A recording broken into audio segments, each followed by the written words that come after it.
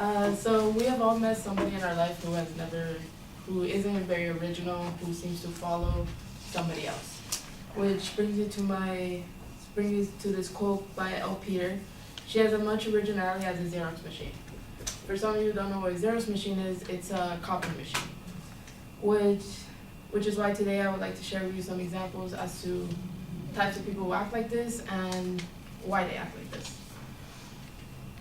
First things first, the reason why some people just never have an original thought in their head and why they seem to follow others is because of something maybe early in their childhood. They were always listening to their parents, do what is told, and just never act out, never just think against what somebody tells you.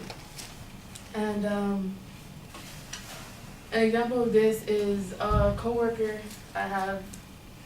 I'm not above her in any sort of level, but if you tell her to do one thing, she will do it exactly as what you tell her. She won't try to do it her own way or try to do it an easier way. Instead, she'll do it the simple, direction by direction, long way. And it's not good at all, because the more you think about it, if you have an original thought, if you think, oh, I can cut this time in half by doing it like this, this, and this, then you can get your work done quicker and all that.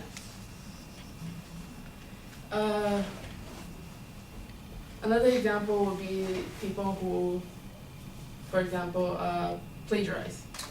They don't seem to have an original thought in their head to come up with an essay or speech or something along of their own.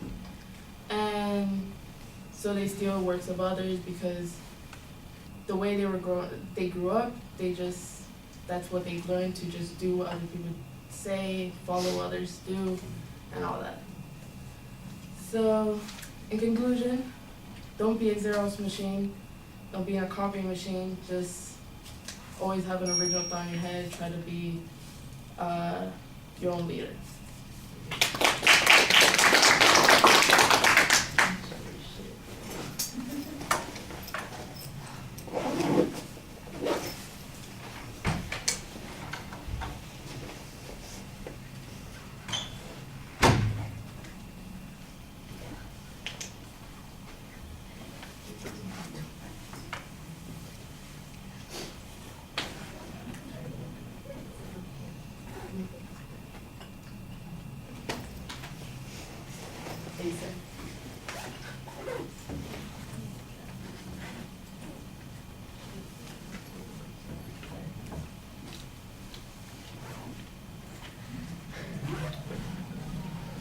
All right, well, the visualization's a little vague at the beginning, but you transitioned the topic pretty clearly. There's a little bit of a preview, which is fine. You're dependent mostly on examples. The first example needs some detail, though, where you're complaining about your coworker who doesn't do anything originally or in an interesting way. Like if there was some task that they're supposed to do, and you could describe what it is they're doing and why it seems like it's so obvious or boring or unoriginal in the way that she follows through with that, when there are other options.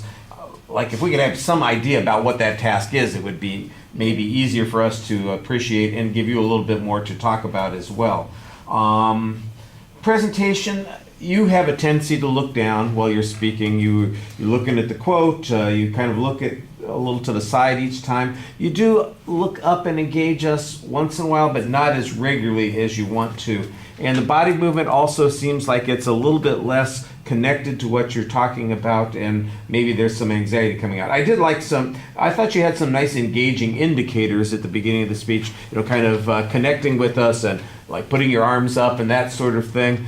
But you get less and less of that as you go along, and it becomes more and more about, kind of putting your body at an angle where you're facing down and away from us. And I don't know if it's because you've got less to say as you go along, and so you kind of are withdrawing a little bit more inside of yourself, or if it's just kind of a natural tendency. Either way, it's something that you want to be careful about. All right, I'm going to make our last speaker today, because I did say that I wanted to show you the test, right?